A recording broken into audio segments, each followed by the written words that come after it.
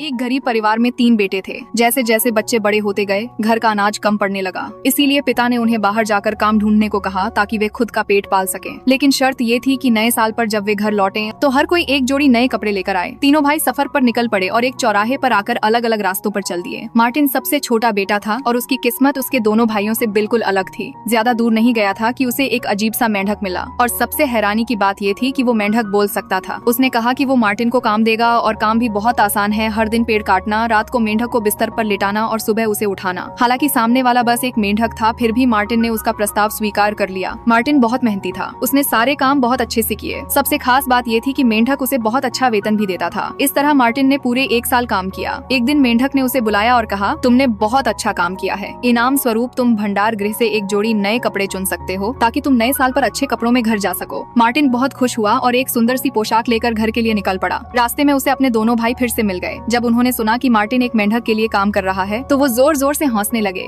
लेकिन जब उन्होंने मार्टिन के कपड़े देखे तो एकदम चुप हो गए। बसंत आते ही पिता ने फिर से बेटों को काम पर भेजा। इस बार उसने कहा, इस साल के अंत में घर लौटते समय पुटाजो अंगूर की शराब लेकर आना। तीनों भाई फिर से निकले और पिछले साल की तरह फिर चौराहे पर अलग हो गए। इस बार मेंढक पहले से ही जंगल में मार्टिन का इंतजार कर रहा था। वो चाहता था कि मार्टिन फिर से उसके लिए काम भी कर रहा था। इस बार मेंढक के साल की तरह फिर से करे। संयोग से मार्टिन भी यही चाहता था, क्योंकि उसे उस काम की आदत हो गई थी और मालिक भी उदार था। इसीलिए वह खुशी खुशी काम पर लग गया। साल के अंत में मेंढक फिर से आया और बोला, मार्टिन, तुम्हारे भाई पुताजो लेकर आएंगे, लेकिन तुम बुरा मत मानना। तुम बस शराब के तहखाने से एक खाली बोतल उठा लो। साल के अंत में तीनों भाई फिर से चौराहे पर मिले। इस बार दोनों बड़े भाई अपनी अपनी बड़ी बड़ी शराब की बाल्टियां लेकर आए थे। वहीं मार्टिन के पास बस एक छोटी सी बोतल थी। दोनों भाई उसका मजाक उड़ाते हुए बोले, तेरा मेंढक मालिक तो बड़ा ही दयालु निकला, बस एक बोतल दे दी। लेकिन मार्टिन ने कुछ नहीं कहा। घर पहुंचकर उसने एक बड़ा शराब का ड्रम निकाला और अपनी छोटी बोतल से उसमें शराब डालनी शुरू कर दी। भाइयों ने हैरानी से देखा और कहा, तू एक छोटा सा बर्तन क्यों नहीं लाया? पर जल्द ही उनके चेहरे का रंग उड़ गया। उन्होंने देखा कि उस बोतल से शराब कभी खत्म ही नहीं हो रही थी। और तो और उस शराब का स्वाद भी उनकी शराब से कहीं बेहतर था। अगले साल तीनों भाई फिर से अलग हुए।